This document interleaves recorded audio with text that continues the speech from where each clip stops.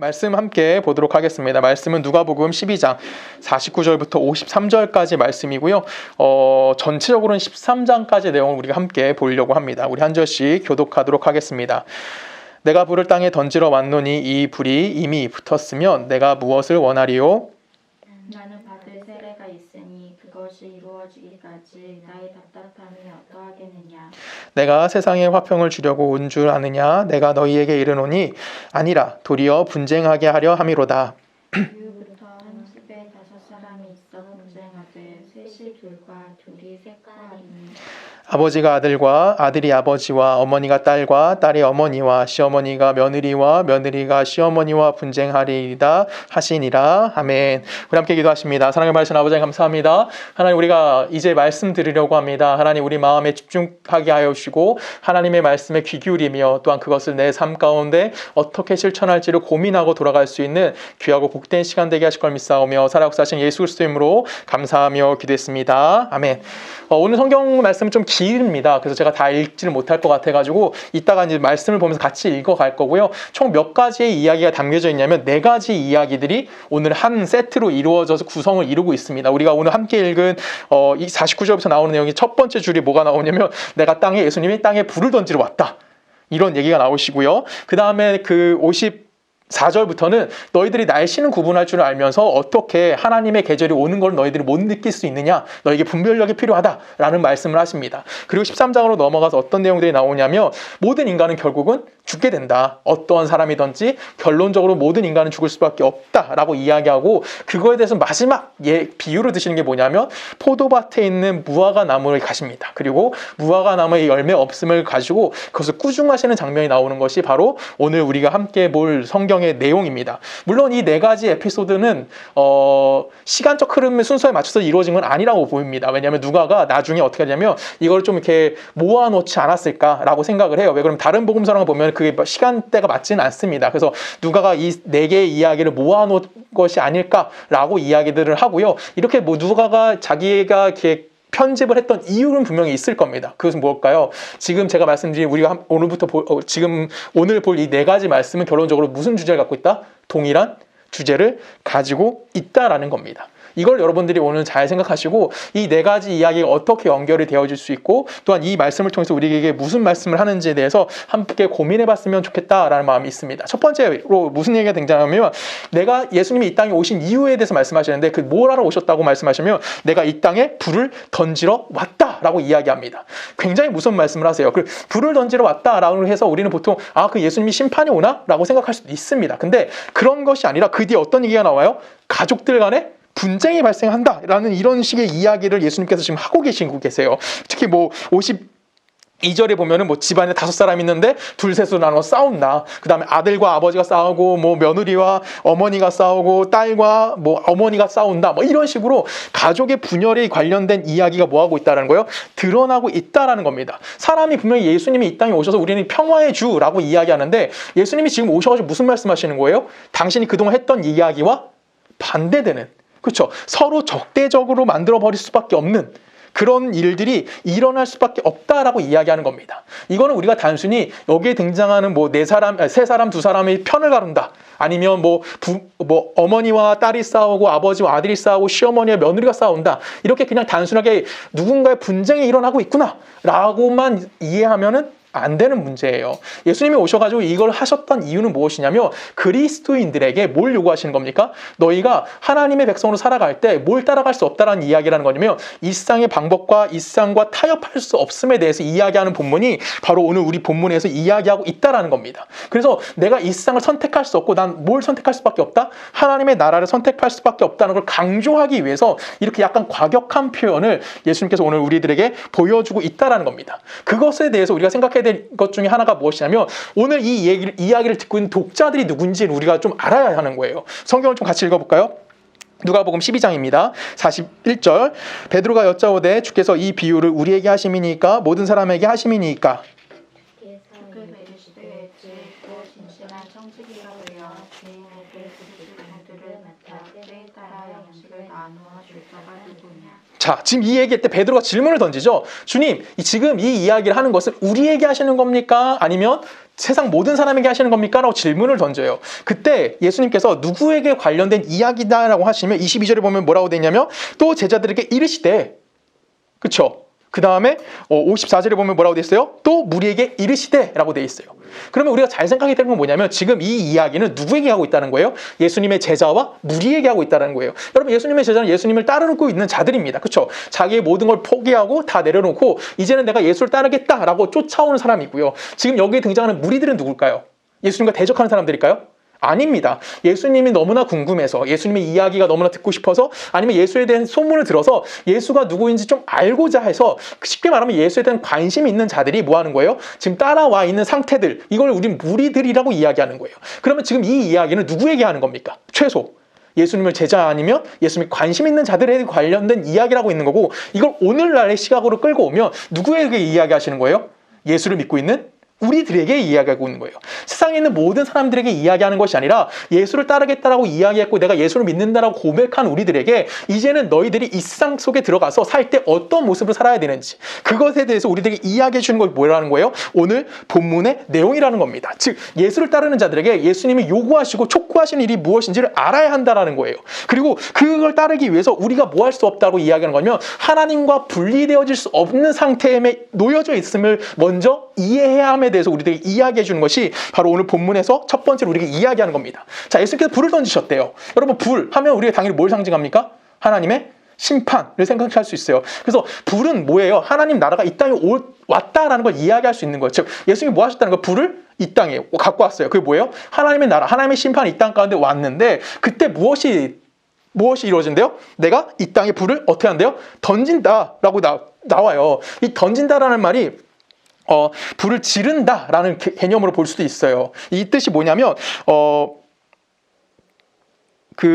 헬라어로 발레인이라고 쓰는데, 이 발레인이라는 뜻은 내가 불을 지른다 아니면 불을 던진다라는 의미도 갖고 있지만 또 다른 의미는 어떤 의미를 갖고 있냐면 밝히다라는 의미를 갖고 있어요. 그러면 하나님의 심판을 뭐 하겠다는 거예요? 던졌더니 무엇이 된다는 거예요? 밝혀지는 그 무언가가 드러난다는 거예요. 여러분, 불이 내리면, 불이 이 땅 가운데 만약에 왔어요. 그러면 이 땅 가운데로 얘기하지 않을게요. 지금 뭐 쉽게 강원도에 산불이 났잖아요. 산불이 났을 때 타는 게 있고 안 타는 것이 있을 거예요. 그렇죠? 안 타고 그것을 지키고 그 자리를 지키고 있는 것이 있을 거고, 불이 임했지만 안 타고 있는 것도 있을 거고, 타서 완전히 소멸되는 것도 있을 거예요. 지금 이와 관련된 이야기를 하는 겁니다. 지금 예수님께서 내가 이 땅에 불을 던지러 왔어, 내가 이 땅에 불을 지르러 왔어, 그때 무엇이 되겠다는 거예요? 하나님의 심판이 이 땅에 내려왔을 때 어떤 일이 발생하겠다는 거예요? 그것을 견뎌서 남아있는 것이 있고, 그것이 내려왔을 때, 하나님의 심판이 이 땅에 왔을 때 그것이 뭐다? 완전히 사라지는 것이 있을 것이다 라고 대해서 이야기하는 거예요. 그래서 무엇이 남고 무엇이 소멸되는지를 너희들 잘 보라고 이야기하는 겁니다. 그것이 뭐라고 등장하고 있는 거예요? 가족 관계가 등장하고 있다는 거예요.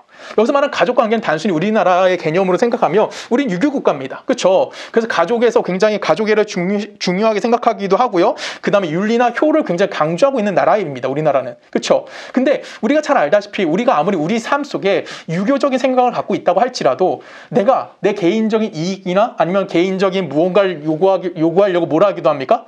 부모를 죽이기도 해요. 그렇죠? 부모가 자녀를 버리기도 합니다.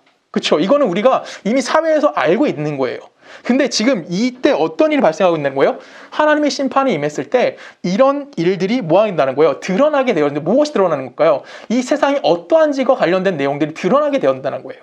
지금 우리가 효라는 것을 뭉쳐있다고 하지만 결론적으로 인간의 본성이 어떻다라는 거예요? 악한 것이 예수 그리스도의 심판에 의해서 뭐 하게 된다? 이 땅 가운데 보여질 수밖에 없음에 대해서 우리들에게 이야기해주고 있다는 겁니다. 즉 이 세상의 정체가 무엇이고 이 세상이 어떠한 상태임에 대해서 거짓된 것이, 이 세상에 거짓된 것이 하나님의 불, 예수 그리스도의 불이 내리심과 동시에 뭐 하겠다는 거예요?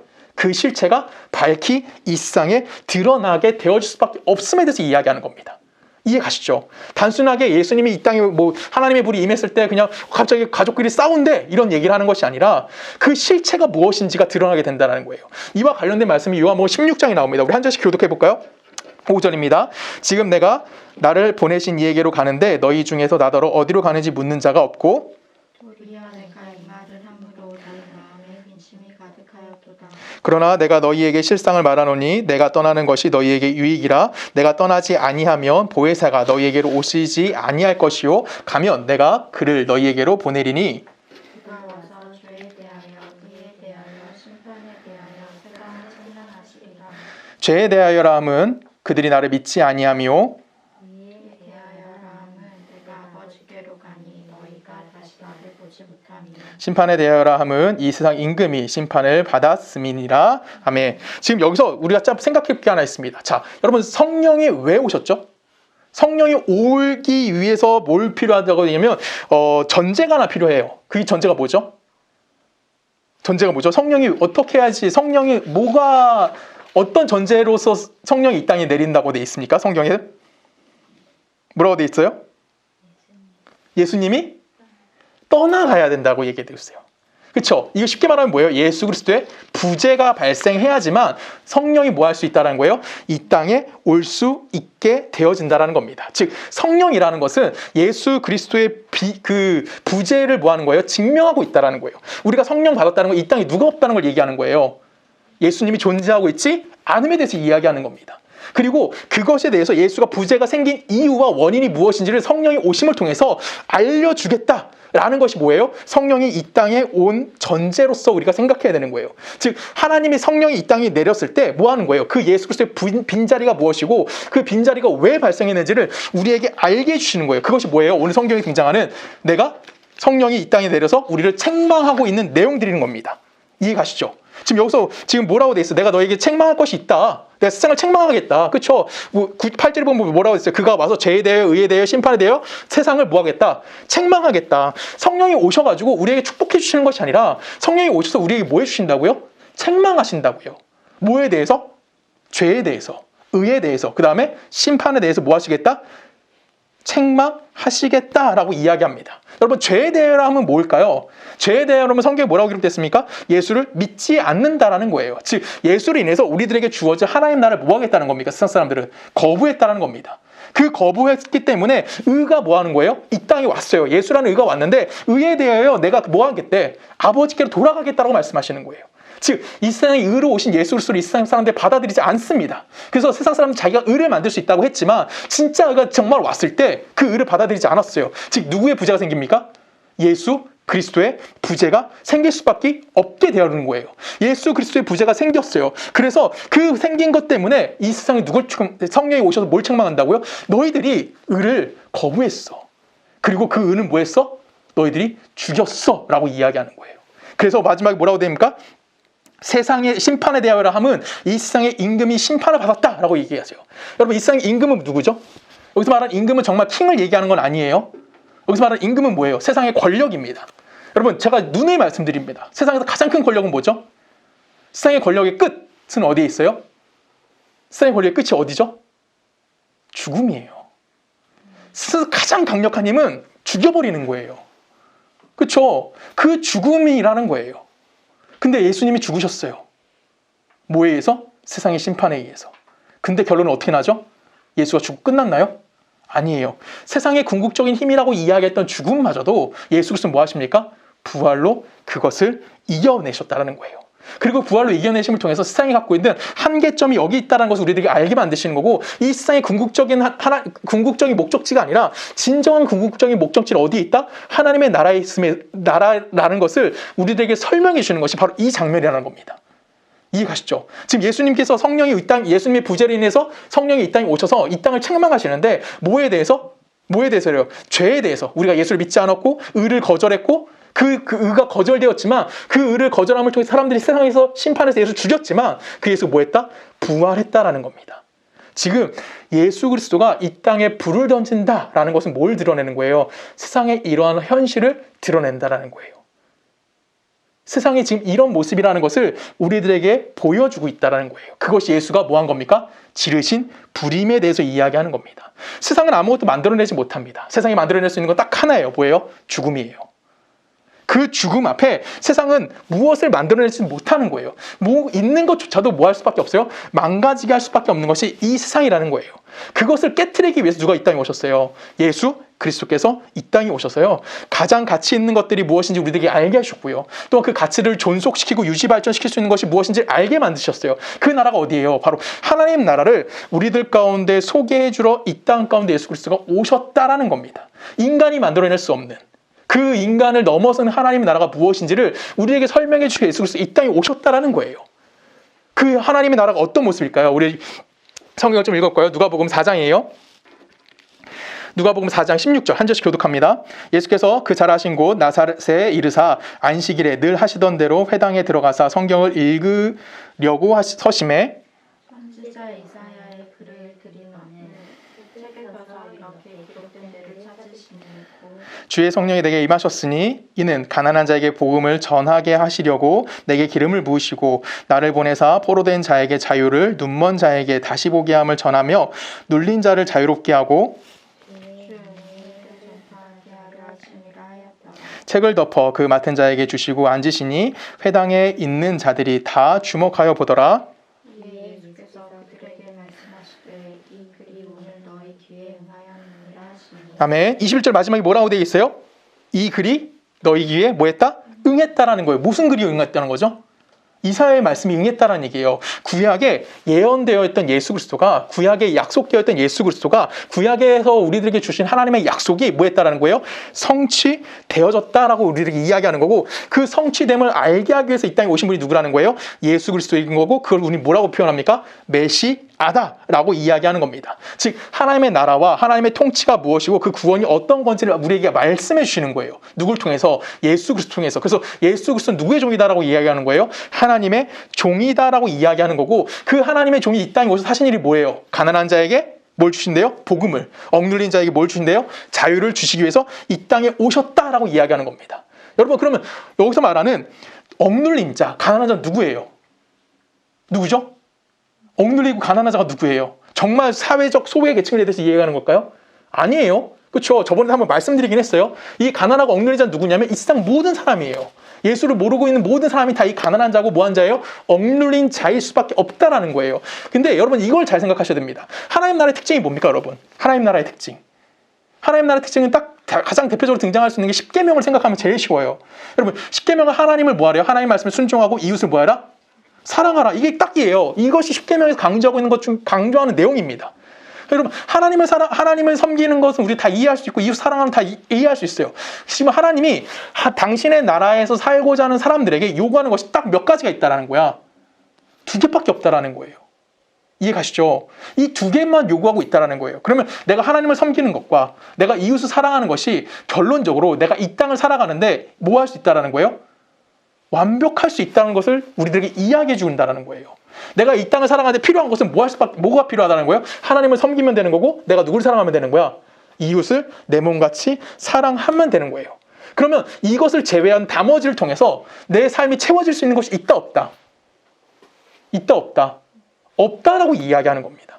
내 삶을 채울 수 있는 건 못밖에 없다라는 거예요. 하나님을 섬기는 거고, 내가 이웃을 사랑함을 통해서 내가 뭐 할 수 있는 거예요? 내 삶을 채워가기에 부족한 것이 없다는 거. 이 모든 것이 누구 안에 있다? 하나님부터 우리에게 공급되어지고 우리 안에 충분하다라고 이야기하는 것이 바로 하나님 나라의 특징인 겁니다. 여러분 한번 고민해 볼까요? 여러분 이웃 사랑한 것이 여러분을 채워주십니까? 자, 우리 예를 들어 볼게요. 우리가 아마 다음 주나 다다음 주쯤 되면 이제 산불이 정리가 되겠죠. 그리고 나서 우리 교회에서 이제 헌금을 아마 할 거예요. 어려운 교회를 향해서 분명히 헌금을 할 겁니다. 이건 우리를 채우는 겁니까? 우리 비우는 겁니까? 분명 이웃 사랑하는 모습 중에 하나예요. 그렇죠? 근데 우리는 채우는 거에 비우는 거예요.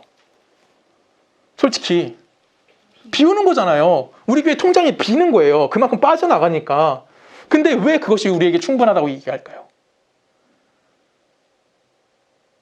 왜 우리를 채워준다라고 성경은 우리들에게 이야기를 할까요?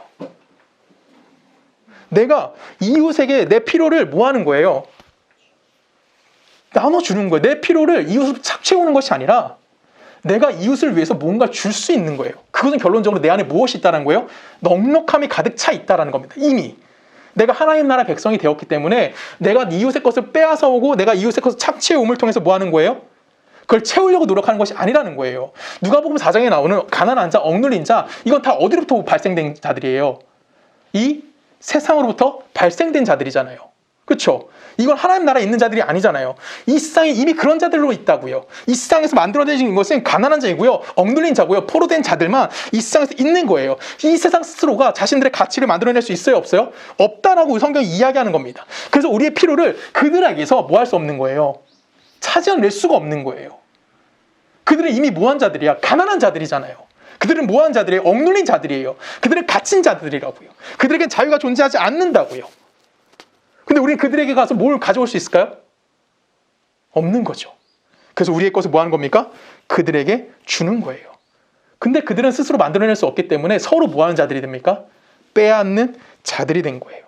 빼앗아야지만 내가 이 세상에서 승리를 얻을 수 있는 방법은 뭐예요? 결론적으로 내가 누군가를 패배시키고 그 사람 위에 쓸 때 이 세상은 뭐라고 얘기합니까?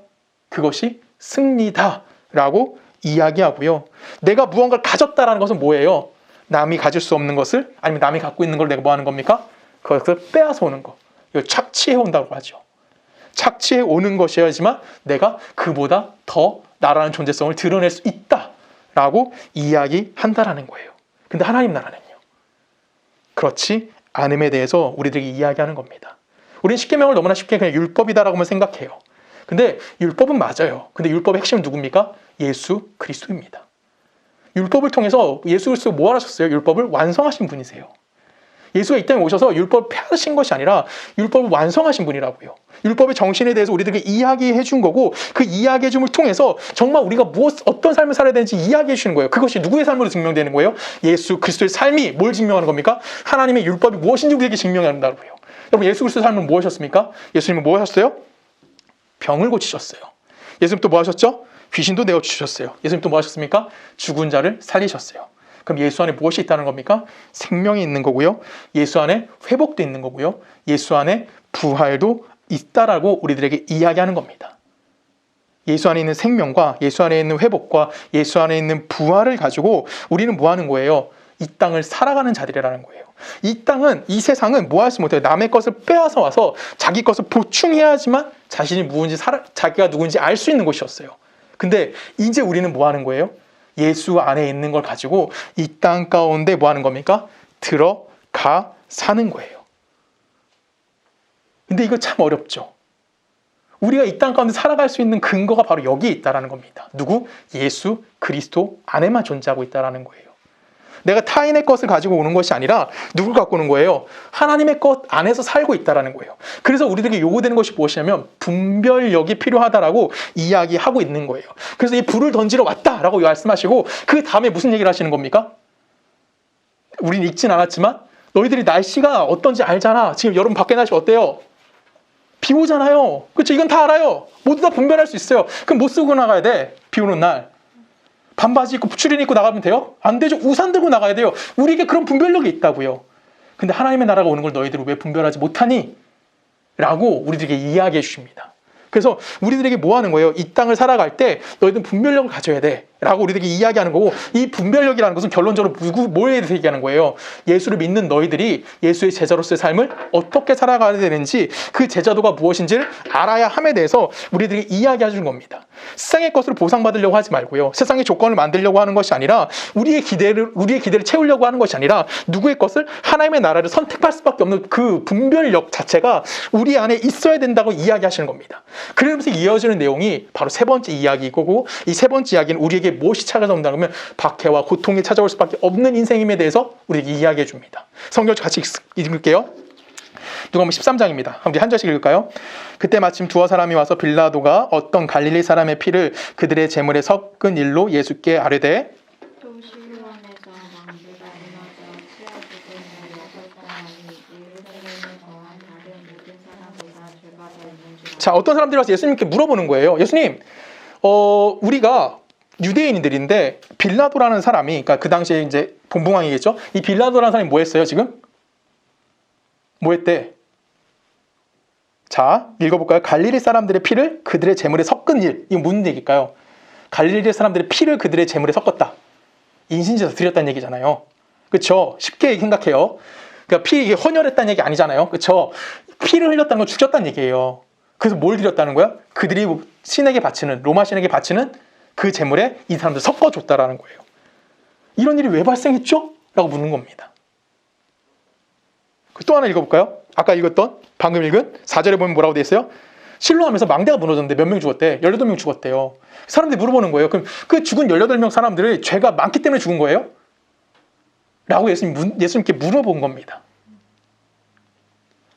근데 여기서 예수님이 그때 무슨 대답을 하시냐면 13장 3절이랑 5절에 보면 똑같은 말이 반복이 돼요. 그러니까 그거에 대한 대답을 해주시는 거예요. 그 두 가지 질문에 대해서 너에게 이르노니 아니라 너희도 만일 회개하지 아니하면 다 이와 같이 뭐한다? 망하리라 라고 얘기합니다. 회개하지 않으면 뭐한다고요? 망한다라고 이야기합니다. 이 망한다라는 헬라어가 아플로미라는 뜻인데요. 이게 엄밀히 어떤 뜻을 있는 거냐면 죽는다라는 뜻을 갖고 있다라는 거예요. 자, 모든 사람들은 결론적으로 뭐한다라는 거예요? 죽는다라는 거예요. 그 사람이 어떤 삶을 사는지 중요하지 않아요. 억울하게 죽는 사람도 있을 거고요. 대의를 위해서 죽는 사람도 있을 겁니다. 어떤 사람은 정말 이 땅 가운데 호의호식하면서 평범하게 되게 풍요롭게 살다 죽는 사람도 있을 거고요. 어떤 사람은 지질공상으로 살다가 정말 지질공상으로 죽는 사람도 있을 거예요. 근데 내가 이 땅에 태어났다면 결론적으로 우리 모두에게 어떻게 된다는 거예요?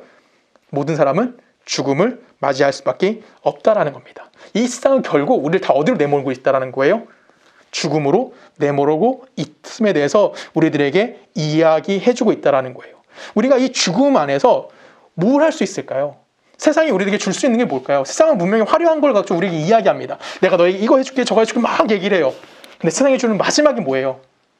세상이 줄 수 있는 가장 모두에게 동일하게 줄 수 있는 거, 죽음밖에 줄 수밖에 없음에 대해서 우리에게 이야기하는 겁니다. 그래서 우리는 내가 누구인지라는 것을 생각해야 될 필요성이 있다는 거예요. 그것이 무엇입니까? 하나님 나라가 어떤 곳인지에 대해서도 고민하는 거고 내가 예수 그리스도의 제자로서의 삶이 무엇인지에 대해서 고민해 봐야 된다는 거예요. 그래서 그 앞에 무엇이 붙는 겁니까? 회개하지 아니하면이라는 그 회개라는 단어가 붙은 겁니다. 여러분, 회개라고 하면 우리가 어떻게 많이 생각하냐면 하나님 내가 이제 졌으니까 용서해 주세요 라고 하는 거 많아요. 하나님 내가 오늘 누굴 미워했으니까 하나님 용서해 주세요. 이게 뭐예요? 이게 회개라고 생각을 해요.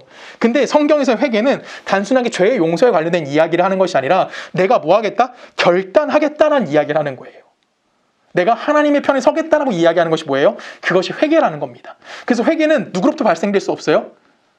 나로부터 발생될 수 있는 것이 아니라는 거예요. 회개는 하나님이 나에게 찾아와 주셔서 내가 하나님을 인정했을 때, 내가 예수 그리스도를 만났을 때 그제서 내가 누구의 나라를 알게 되는 거야? 하나님 나라를 알게 되는 거고 그 하나님 나라를 알기 때문에 이제 내가 결단하는 거야. 어떤 결단하는 거예요? 이 세상이 아닌 하나님의 나라를 선택하겠다라고 이야기하는 거. 그래서 회개하지 않으면 뭐 한다고요? 망한다고요. 하나님 나라를 선택하지 않으면 뭐 할 수밖에 없다? 너희는 죽을 수밖에 없음에 대해서 우리들에게 이야기해 주는 겁니다. 그럼 하나님 나라를 선택한 자라면 우리에게 무엇이 필요한 거예요? 우리의 정체성이 무엇인지 확보할 필요성이 있다는 겁니다. 우리 성경을 계속해서 읽어봅니다. 누가복음 13장 6절부터 우리 한 절 읽을까요? 이에 비유로 말씀하시되 한 사람이 포도원에 무화과 나무를 심은 것이 있더니 와서 그 열매를 구하였으나 얻지 못한지라. 또한 지키기 이르되 그가 산전을 와서 이 무화과 나무에서 열매를 구하되 얻지 못하니 찢어버리라. 어찌 땅만 버리게 하겠느냐. 대답하여 이르되 주인이여 금년에도 그대로 두소서 내가 두루 파고 거름을 줄이니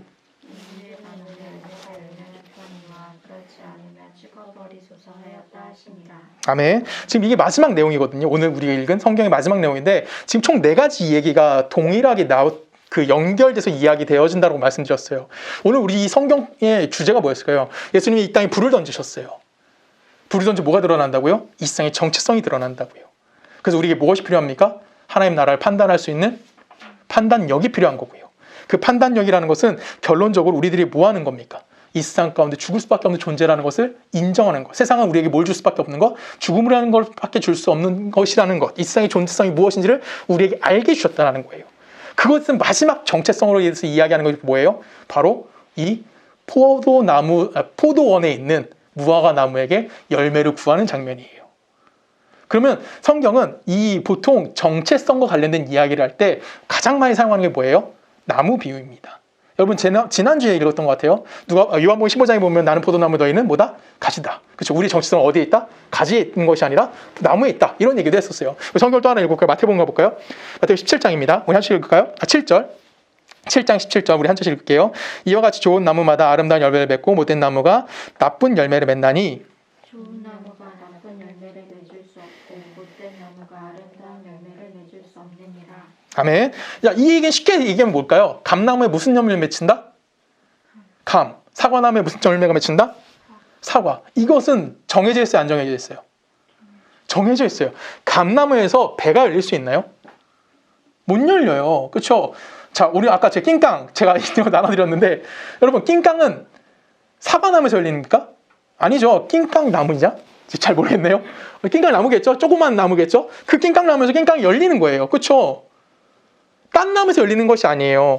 즉 열매는 뭘 드러내는 거냐면 그 나무의 정체성이 무엇인지를 우리들에게 이야기해 주는 거예요. 나무가 갖고 있는 정체성이 무엇인지 이야기하는 거고, 오늘 지금 이 무화과 나무에서 예수님이 그 주인이, 땅의 포도원의 주인이 열매를 3년 동안 못 얻었잖아. 이걸 찍어 버리겠다고, 죽여 버리겠다고, 뽑아 버리겠다고. 나무가 나무 역할 뭐 하니까, 뭘 못 하고 있으니까, 열매를 못 맺고 있으니까 내가 이걸 뽑아 버리겠다. 그랬더니 이 포도원 지기가 뭐라 한다고요?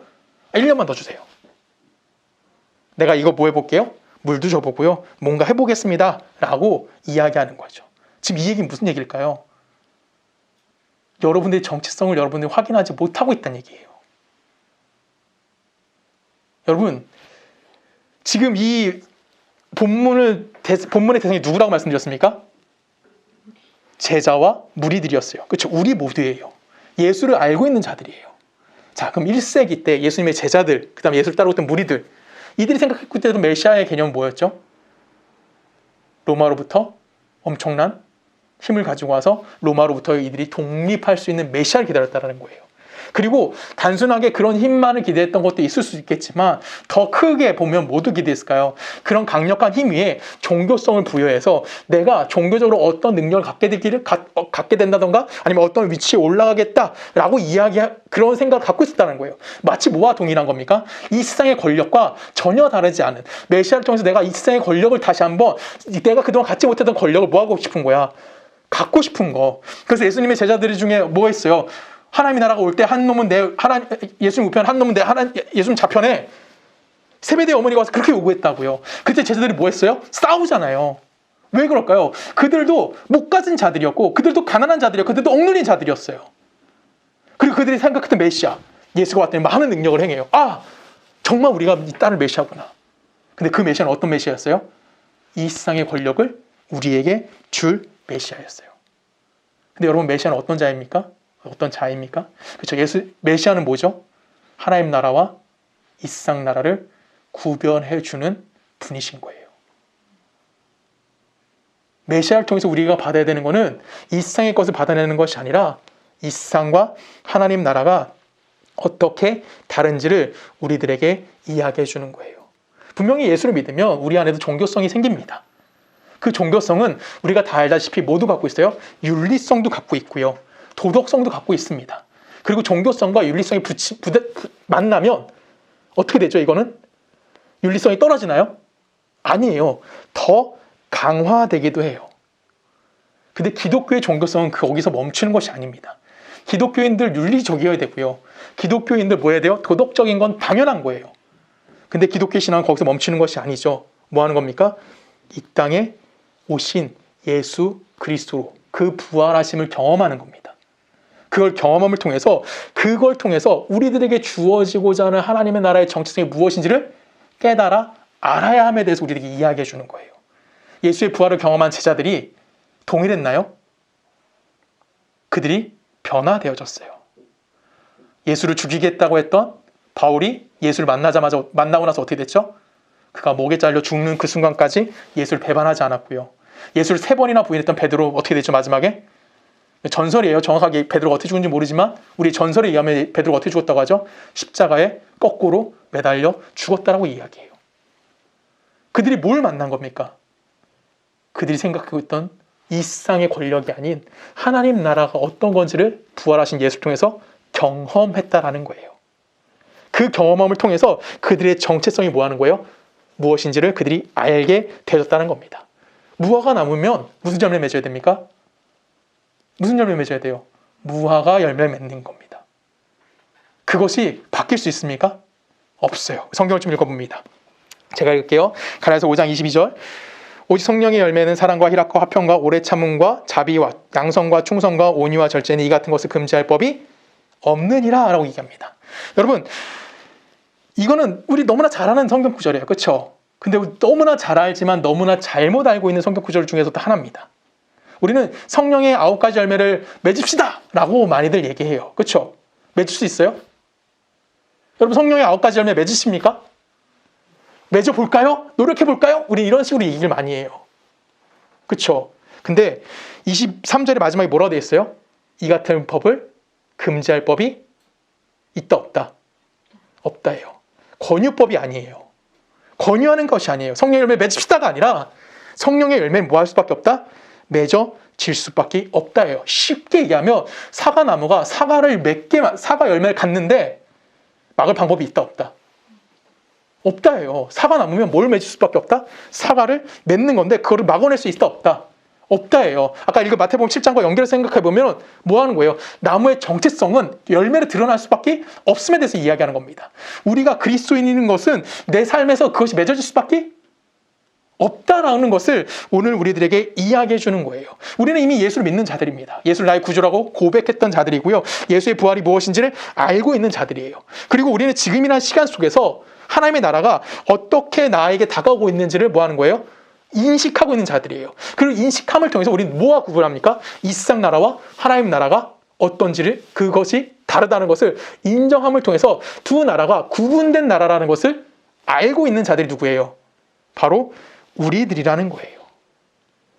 근데 1세기 제자들이 그걸 구분했어요? 못했어요? 못했죠. 여러분들은 1세기 제자들보다 나으십니까? 다르십니까? 정답 다 똑같아요. 그렇죠? 그렇죠? 우리도 동일해요. 그들과. 차이가 없어요. 예수를 통해서 권력 갖고 싶어하고 예수를 통해서 능력 갖고 싶어해요. 근데 그것이 아니라는 거예요. 이 질문은 2000년 기독교 역사상 단 한 번도 정확하게 대답한 사람이 있을까요? 없을까요? 단 한 번도. 단 한 번이라는 말은 좀 그렇지만 있을 수 있겠지만 90%는 까지만 할게요. 90%는 저희와 동일하게 대답했을 거예요. 그렇죠? 내가 예수 믿는 거, 내가 맺어지는 열매는 이 세상에서 보상을 받는다던가 아니면 이 세상에서 인정받아지는 것을 통해서 내가 기독교 신앙이 이렇습니다라는 것을 이야기하고 싶은 거. 그래서 거기서 정당한 목적을 찾아가고 싶어 하는 거. 내가 뭐 예를 들어서 내가 좋은 직장에 간다던가 내가 건강하게 산다던가 아니면 내가 뭐 우리 가정이 행복하게 산다던가 내가 뭐 정말 평탄한 인생을 산다던가 이런 걸 가지고 우리 뭐 하려고 해요? 예수 믿는 자로서의 증거를 갖고 싶어 한다라는 거예요. 근데 여러분 안에 누가 있습니까? 예수님의 부재를 통해서 여러분들이 뭐가 주었죠? 성령이 여러분 안에 오셨어요. 그럼 여러분 안에서 맺어지는 열매는 뭐예요? 무슨 열매가 맺혀집니까? 여러분 안에 성령의 열매가 맺혀지는 거예요. 그 열매 맺혀지는 것은 우리가 신앙생활이라는 것을 통해서 맺혀지는 겁니다. 여러분 신앙생활 한다는 것이 편하십니까? 신앙생활이 만만한가요? 아니죠. 막막해요. 신앙생활 하다 보면 답답하고요. 신앙생활 하면 너무나 힘들어요. 그렇게 해서 맺혀지는 게 뭐라고요? 그렇게 해서 맺혀지는 게 성령의 열매라고요. 그럼 그 성령의 열매들은 어떨까요? 탐스러울까요? 보기에 좋은 걸까요? 누군가 날 공격해요. 성령의 열매가 맺혀져요. 뭘로? 오래 참음이란 열매로. 그럼 그 오래 참음이란 열매는 어떻게 생겼을까요? 여러분 어떤 모습일까요? 이걸 한번 고민해 보세요. 이걸 한번 생각해 보시라고요. 내 마음이 썩었어요. 근데 그 열매라고요. 내가 오래 참았더니 성령에 의해서 맺어진 열매가 그렇게 드러났다고요. 마치 뭐와 같을까요? 정말 보잘것없을 거고요. 정말 간당간당하게 매달려 있을지도 모르는 거예요. 근데 그게 뭐라고요? 우리가 맺을 수밖에 없는 무슨 열매다? 성령의 열매임에 대해서 우리들에게 이야기하는 거예요. 왜? 우리는 어디에 있기 때문에 하나님의 통치 안에 들어와 있고 그의 나라에 속한 자이기 때문에 우리는 다른 열매를 맺을 수가 없어요. 우린 못밖에 맺을 수 없습니까? 하나님의 나라를 열매를 맺을 수밖에 없는 자들이라고 이야기하는 겁니다. 근데 우리가 맺고 싶은 열매는 어떤 거예요? 평안한 거고요. 우리가 맺고 싶은 열매는 뭐예요? 내가 정말 알콩달콩한 사랑을 나누는 거고요. 우리가 맺고 싶은 열매는 뭐예요? 내가 가진 게 많아서 펑펑펑펑 쓸 수 있는 열매를 맺고 싶어 하죠. 이걸 거꾸로 생각해 볼까요? 우리가 맺고 싶은 열매를 우리는 뭐 하는 거예요? 쇼핑하고 있어요. 여러분, 지금 여러분들은 하나님 나라에서 나무에서 뿌리가 뽑힌 상태예요. 그리고 그 뿌리가 땅에 다시 박혀야 되는데 안 박히고 뭐 하는 거예요? 막 돌아다니고 있는 거예요. 그러면서 뭐예요? 이 집 가서 쇼핑해요. 저 집 가서 달라고 해요. 이 집 가서 뭔가 얻어내려고 해요. 그래서 사요. 아름답고 화려한 열매들을 사고 같이 자꾸 막 칭칭칭 감아냅니다. 그 모습이 지금 누구예요? 우리들의 모습은 아니길 바랍니다. 지금 여러분들은 열매 쇼핑하는 것이 아니에요. 우리는 뭐 해야 됩니까? 땅에 뿌리 내려서 그 나무가 갖고 있는 정체성대로 우리 안에 열매가 맺혀지는 건데, 그건 누구도 할 수 없다? 아무도 막아낼 수 없음에 대해서 우리들이 요구하는 겁니다. 주인이 와서 열매 맺지 못하는 무화과나무를 뽑아버리라고 합니다. 그때 포도원지기가 1년만 더 주세요. 이 나무가 지금 철이 좀 덜 들어서 그래요. 1년 동안 이 나무를 기다려주세요 라고 얘기하는 겁니다. 갈라디아서 말씀 한 절씩 다시 한번 읽어볼까요? 24절부터 읽을게요. 그리스도 예수의 사람들은 육체와 함께 그 정욕과 탐심을 십자가에 못 박았느니라. 만일 우리가 성령으로 살면 또한 성령으로 행할지니 헛된 영광을 구하여 서로 뇌업게 하거나 서로 투기하지 말지니라. 아멘. 지금 여러분들은 예수 믿는 자들이십니다. 아멘이시죠? 이걸 거부할 수 있을까요? 없을까요? 없어요. 근데 우리는 뭐하고 있는 자들입니까? 이 예수 믿는 자들임에 대한 것을 거부하고 내가 무슨 나무인지 전혀 모르고 이 땅 가운데 뭐하고 있는 겁니까? 살아가고 있어요. 하나님의 열매를 맺지 못하고 자꾸만 다른 열매들을 달려고 노력하는 삶을 살고 있다라는 겁니다. 오늘 여러분들의 인생에 내가 신앙생활이라는 거, 내가 신앙을 갖는다라는 것을 가장 중요한 것이 무엇인지 생각해 봤으면 좋겠어요. 내 힘과 내 노력에 의한 것이 아니라 하나님이 우리를 뭐 하신 겁니까? 불러내신 거고요. 하나님이 우리를 붙잡아 주신 겁니다. 그래서 우리는 그걸 거부할 수 있을까요? 없을까요? 거부할 수 없는 거고요. 우리는 그 은혜를 가지고 이 땅 가운데 살아갈 수밖에 없는 겁니다. 그래서 우리는 결론적으로 뭘 할 수밖에 없어요. 그 열매를 맺는 거고요. 하나님의 나라와 이 땅을 구분하는 자들이 되는 겁니다. 근데 내가 이걸 자꾸만 거부하니까 하나님의 나라의 열매보다 이 세상의 것이 더 좋아 보이는 거예요. 오늘 여러분들에게 질문을 던져줬으면 좋겠습니다. 세상에서 이런 말이 있죠. 철들면 뭐한다? 특히 남자들에게 그런 말 많이 해요. 철들면 뭐한다? 죽는다. 저는 우리 신앙도 이와 동일하다고 생각합니다. 우리는 철들어 가고 있는 거예요. 하나님의 나라의 백성으로서 하나님의 열매가 무엇인지를 고민하고 그 삶을 우리는 지금 살아가고 있는 겁니다. 철이 들은 거예요. 철이 다 되면 어떻게 될까요? 그때 우리 하나님 앞에 쓰겠죠. 그렇죠? 우린 죽는 거예요. 죽어서 하나님 앞에 쓰는 겁니다. 그 인생이 지금 여러분의 삶인 거예요. 우리는 이 철 들어가는 과정을 잊지 않으셨으면 좋겠습니다. 지금 여러분의 삶이 힘들다는 것은 내가 뭐하고 있다는 거예요? 이 세상과 하나님 나라를 구분하고 있다는 거예요. 그래서 여러분 삶이 뭐한 거예요? 힘든 겁니다. 이 구분을 가지면서 내가 하나님 앞에 기쁨으로 설 수 있는 그날까지 여러분 인생에 하나님의 은혜가 충만하다는 것을 잊지 않았으면 좋겠고요. 우리의 정체성이 그 안에서 살아 숨쉬고 있다는 사실을 잊지 않았으면 좋겠고, 우리가 그 하나님의 나라를 누리면서 그 하나님 앞에 충성된 삶을 살아갈 수 있는 여러분들의 삶이 되기를 주님의 이름으로 간절히 부탁드립니다. 우리 함께 기도하십니다. 사랑을 임하신 아버지 하나님, 주님을 감사합니다. 예수 그리스도가 이 땅에 오셔서 불을 던지셨고 이 세상의 정체성에 드러났습니다. 하나님, 우리는 하나님을 믿는 자로서 이 땅 가운데 하나님 나라와 이 세상 나라를 구분할 수 있는 자들입니다.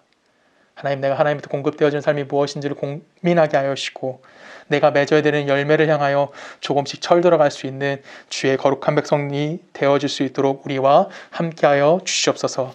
이제는 우리 주 예수 그리스도의 은혜와 성부 하나님의 사랑과 성령님의 내주 되심이 하나님의 나라 백성으로서 성령 열매를 맺어가며 그 초라한 열매 속에서 하나님의 나라가 무엇인지를 고백하기를 원하는 우리 모든 서초동네교회 성도님들의 삶과 그들의 가정과 그들이 살고 있는 나라와 그들의 삶의 모든 영역 속에 지금부터 영원히 함께 하시기를 간절히 축원하옵나이다. 아멘.